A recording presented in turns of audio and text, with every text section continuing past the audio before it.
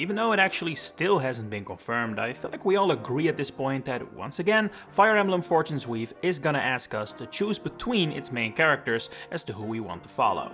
I was a believer of a possible Radiant Dawn presentation style, so jumping between them, but I have to admit that evidence is certainly stacking up that we'll be forced to make a decision between Kai, Dietrich, Fiodora and Leda come September 17. And while there is certainly a lot we don't know about this game, possibly even more than we think, I do think the nearly daily reveals of the last few weeks have taught us enough to make a bit of an assessment on how these routes compare. And I'm not even talking about the 4 main characters compared to each other, I mean when looking at past Fire Emblem games with separated paths like this, so Fates and Free Houses. Those 2 games clearly had different philosophies and how they tackled which path you walked. For about a gazillion obvious reasons, most of the comparisons have been between Fortune's Weave and Free Houses, which I of course get. Not only are these games connected, they also have the various routes on the same cartridge without buying the expensive deluxe version. But when you look at the story structure as we currently know it, I think there are actually more comparisons to draw with Fates than with Free Houses in a way. If only because Free Houses wasn't actually brought to life by IS, it was mostly made by Koei Tecmo, who are already confirmed to not be involved with Fortune's Weave. Now, that doesn't have to mean the game doesn't share its writers, we simply don't know that, but based on that fact alone, going back to the last time IS made a split route game is worthwhile, I think. So, let's start with the facts. We have 4 presumably separate routes, the same amount as Free Houses, except one isn't hidden. All 4 main characters come from different places, just like in Free Houses and Fates, and have their own goals and ambitions. So far, so similar. But as soon as you look deeper than that, you already start to see Fortune's Weave does differently from Free Houses, but similarly to Fates. Just take a look at how Free Houses handles its, let's call it a freeway decision, so Black Eagles, Blue Lions, Golden Deer. The lords of these houses are in a similar position in life. They are all the future leaders of their country, and they all attend the Officers' Academy, and they all know each other. In fact, pretty much all the students from all the houses know each other, despite the groups actually being quite different. Hubert and the Dew may both be unwaveringly loyal to their liege, but Claude has no one like that, even if Hilda is his retainer on paper. You can draw similarities between, say, the characters of Lawrence and Ferdinand based on personality, but I wouldn't say the Blue Lions has anyone like that. All 3 houses have a pretty different philosophy when it comes to their group of characters. The Black Eagles mostly consist of nobles that aren't necessarily close, but all come from families that hold significant power in the powerhouse that is the Adrestian Empire. The Blue Lions are also mostly nobles, but the core of the group goes way back and have known each other for a long time, they're more like a family. And the Golden Deer, well, they're basically a ragtag group of people who you could all describe as eccentric oddballs and outcasts, which reflects the political system of the Leicester Alliance. This is all generally speaking, of course, there are exceptions like Dorothea and Ash, but largely speaking, I think you can summarize the idea behind the houses like that, and I find that they are very different in what they go for and what they offer. Now, look at Fortune's Weave. The 4 main characters do not know each other whatsoever. They don't even all come from the same continent, with Dietrich sailing in from Fodlan. Obviously, during the game they will get to know each other, but they start out as complete strangers. Dietrich knows less about Leda than you as the player do when the game starts. They also all begin in a completely different location. Fiodora starts in Seramis, Kai in Rabaira village, Dietrich has the boat of course, and Leda in some sort of tavern who knows where. So not only do the characters not know each other, their stories don't even overlap for who knows how long. A far cry from how the first chapter of Free Houses started with all 3 house leaders present and active. And when you then look at their groups, as far as we currently know them of course, I also see much more similarities than Free Houses had. Like I said, nothing about the various members of the houses was shared. They didn't even all have a retainer. And now, yeah, every main character has a close ally who they have a strong connection with, and they even all share the design element of having impaired vision somehow. Kai's buddy Tiala wears glasses, Fiodora's General Bonaventure has an eye patch, Dietrich's new friend Fabio has a lazy eye, and Leda's mentor Bakar has a significant scar over his right eye. Will that prove to be story relevant? Who knows, but it shows that the design philosophy for the characters was pretty different compared to Free Houses. While the students felt like they all had to be unique, here it's more like IS wants to give you a semblance of a shared experience no matter which route you pick. You always get a close friend with a similar design quirk. Same with the next closest ally. Not only do all 3 characters have what appears to be 2 closest allies, these characters also all share a certain design trait again. They are all strong opposites of the other retainer, so to speak.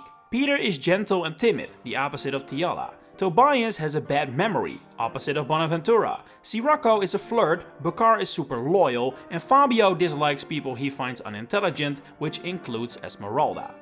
Of course, these relationships won't all be exactly identical, and I actually really look forward to seeing how these characters interact. Don't get me wrong, this isn't me hating on this, but it's clear as day they mirror each other. Their design philosophy behind them is the same. The next wave of characters, same thing.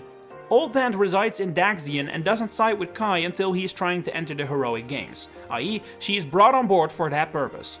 Michaela is an ex-mercenary who was brought on by Team Dietrich for the exact reason of bolstering their numbers for the heroic games.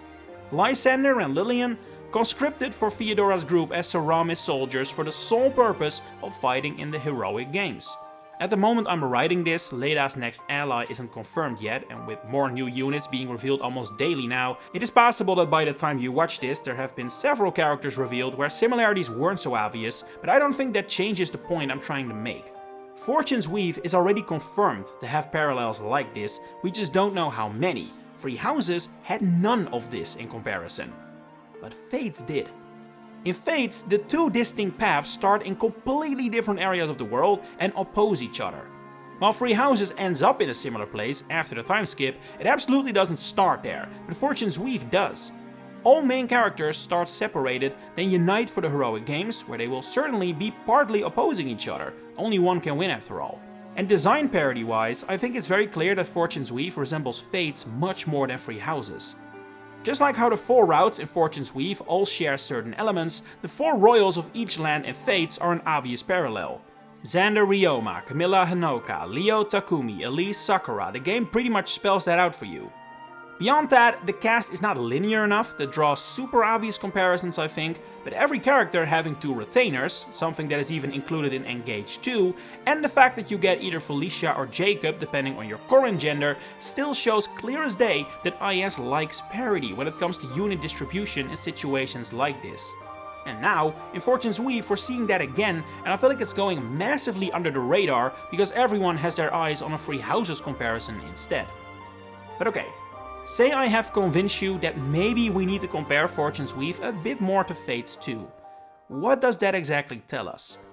Well, nothing concretely, of course. We're still pretty heavily in the speculation zone with very limited information to work with, and I've seen quite some people assume elements concerning Fortune's Weave that are taken from Three Houses, like the idea that some severe time skip will happen that drastically alters the appearance and sentiment of the characters, possibly with them eventually facing off. Or that each character will be sucked into whatever is going on with these dark zombie-like beings for their own personal reasons and motivations. Because that, at the end of the day, is what happened in Three Houses. But if we now look more at Fates as an inspiration, I think you can put extra weight on the idea of this game maybe not even having a time skip and potentially bringing all main characters together to fight the bigger problem. Three Houses never did that, there is no golden route, but Fates does have one in the form of revelation. Similarly, we've only heard motivations for the heroic games currently, but what happens after that is a complete mystery. There is absolutely no guarantee that what drives the characters beyond that is unique to them and their routes.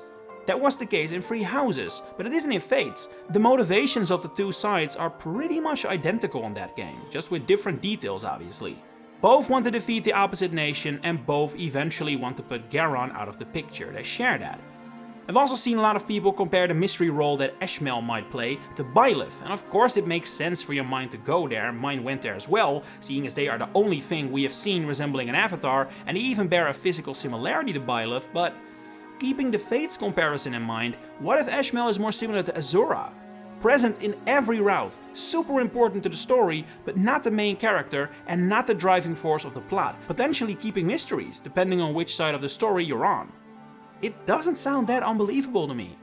So while this is obviously all speculation and I could be proven wrong in a little bit more than a month, I do think it would be wise to look at any reveal for Fortune's Weave prior to that, not just through a Three Houses lens, but also a Fates lens. It is still the last split path game Intelligent Systems themselves made after all. But what do you think? Am I right on the money? Or do you disagree? share it in the comments below. If you enjoyed this video, please consider giving it a like and subscribing. And if you're also interested in either the Pokemon or Mario series, you may want to check out my other channels, Pichupedia and Piantapedia. Links are in the description. For now, thanks for watching and enjoy the rest of your day.